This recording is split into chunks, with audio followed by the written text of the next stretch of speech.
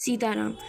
इस बार वट सावित्री व्रत और सोमवती अमावस्या का खास संयोग बन रहा है। वट सावित्री व्रत 26 मई को है। ज्येष्ठ मास में पड़ने वाले सारे व्रतों में वट सावित्री व्रत का प्रभावी माना जाता है, जिसमें सौभाग्यवती महिलाएं अपने पति की लंबी उम्र और सभी प्रकार के सुख समृद्धि की कामना करती हैं। वट सावित्री व्रत ज्येष्ठ मास के कृष्ण पक्ष की त्रयोदशी तथा तिथि से अमावस्या तक उत्तर भारत में और ज्येष्ठ मास के शुक्ल पक्ष में इन्हीं तिथियों में वट सावित्री व्रत दक्षिण भारत में मनाया जाता है। वट सावित्री व्रत को उत्तर भारत के उत्तर प्रदेश, मध्य प्रदेश, पंजाब, दिल्ली और हरियाणा समेत कई जगहों पर मनाया जाता है। वट सावित्री व्रत का उत्तर भारत के उत्तर प्रदेश, मध्य प्रदेश, पंजाब, दिल्ली और हरियाणा समेत कई जगहों पर मनाया जाता है। ऐसी मान्यता है कि जितनी उम्र बरगद के पेड़ की होती है, सुहागिनें भी बरगद के पेड़ की उम्र के बराबर अपनी पति की उम्र मांगती हैं। 27 मई को सूर्योदय कालीन अमावस्या होने से इस दिन अमावस्या का स्नान दान किया जा सकेगा। इस दिन सोमवती अमावस्या रहेगी, लेकिन अब की बार 26 मई को सोमवार होने से ज्येष्ठ अमावस्या पर सौभाग्यदायक सोमवती अमावस्या का भी संयोग बनेगा। ऐसे में सुहाग की लंबी उम्र की कामना से जो सुहागन महिलाएं वट सावित्री का व्रत रखेंगी, उनको यमराज के साथ शिवजी के कृपा भी लाभ मिलेगा। इस पर उत्तम संयोग यह भी है कि इस दिन चंद्रमा अपनी राशि वृषभ में संचार करेगा। वट सावित्री पर बना संयोग भी व्रतियों के लिए उत्तम फलदायी है। हिंदू धर्म में बरगद का वृक्ष पूजनीय माना जाता है। शास्त्रों के अनुसार इस वृक्ष में सभी देवी देवताओं का वास होता है। इस वृक्ष की पूजा करने से अखंड सौभाग्य की प्राप्ति होती है। इसके अलावा इस दिन जल से वट वृक्ष को सींचकर उसके तनों के चारों ओर कच्चा धागा लपेटकर 3 बार परिक्रमा करें।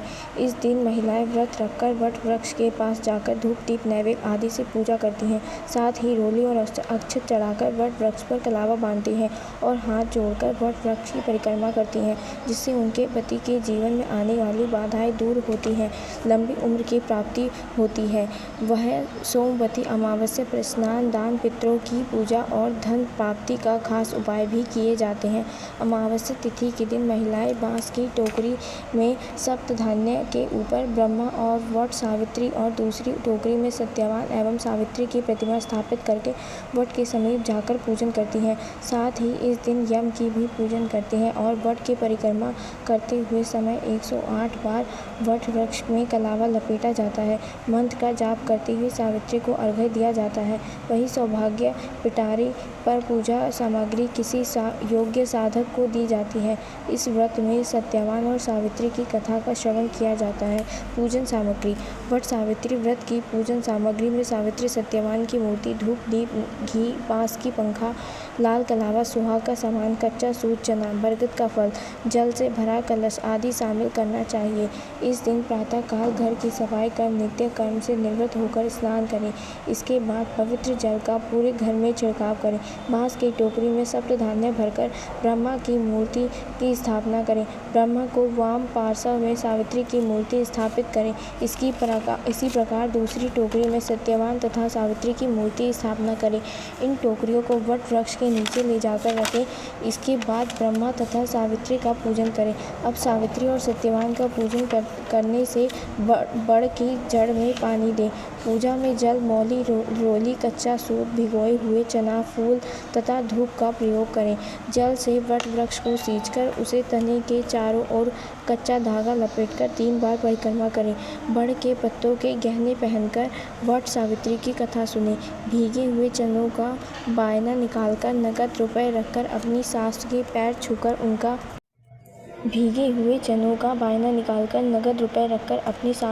छूकर उनका आशीष प्राप्त करें। यदि सास वहाँ ना हो तो बायना बनाकर उन तक पहुँचाएं। पूजा समाप्ति पर ब्राह्मणों को वस्त्र तथा फल आदि वस्तुओं के बांस के पात्र में रखकर दान करें। इस दिन व्रत में सावित्री सत्यवान की पुण्य कथा का श्रवण करना ना भूलें। यह कथा पूजा करते समय दूसरों को भी सुनाएं। शास्त्रों के अनुसार वट वृक्ष के नीचे बैठकर ही सावित्री ने अपने पति सत्यवान को दोबारा जीवित कर लिया था। दूसरी कथा के अनुसार मार्कंडेय ऋषि को भगवान शिव के वरदान से वट वृक्ष के पत्ते में पैर का अंगूठा चूसते हुए बाल मुकुंद के दर्शन हुए थे। तभी से वट वृक्ष की पूजा की जाती है। वट वृक्ष की पूजा से घर में सुख शांति धन लक्ष्मी का भी वास होता है। कथा। भद्र देश के एक राजा थे जिनके नाम अश्वपति था। भद्र देश के राजा अश्वपति की कोई संतान न थी। उन्होंने संतान की प्राप्ति के लिए मंत्रोच्चारण के साथ प्रतिदिन 1 लाख आहुतियाँ दी। 18 वर्ष तक यह कर्म जारी रहा। इसके बाद सावित्री देवी ने प्रकट होकर वर दिया कि राजन, तुम्हें एक तेजस्वी कन्या पैदा होगी। सावित्री देवी की कृपा से जन्म लेने के कारण से कन्या का नाम सावित्री रखा गया। कन्या बड़ी होकर बेहद रूपवान हुई। योग्य वर न मिलने की वजह से सावित्री के पिता दुखी थे। उन्होंने कन्या को स्वयं वर तलाशने भेजा। सावित्री तपोवन में भटकने लगी। वहाँ साल्व देश के राजा धुमुतसेन रहते थे। क्योंकि उनका राज्य किसी ने छीन लिया था, उनके पुत्र सत्यवान को देखकर सावित्री ने पति के रूप में उनका वरण किया।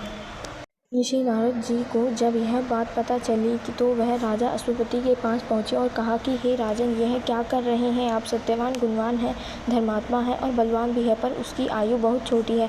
वह अल्प आयु है। 1 वर्ष के बाद ही उसकी मृत्यु हो जाएगी। ऋषि नारद जी की बात सुनकर राजा अश्वपति घोर चिंता में डूब गए। सावित्री ने उनसे कारण पूछा तो राजा ने कहा कि पुत्री, तुमने जिस राजकुमार को अपने वर के रूप में चुना है वह अल्पायु है। तुम्हें किसी और को जीवन साथी बनाना चाहिए। इस पर सावित्री ने कहा कि पिताजी, आर्य कन्या अपने पति को एक ही बार वरण करती है। राजा एक बार ही आज्ञा देता है और पंडित एक बार ही प्रतिज्ञा करते हैं और कन्यादान भी एक ही बार किया जाता है। सावित्री हठ करने लगी और बोली, मैं सत्यवान से ही विवाह करूंगी।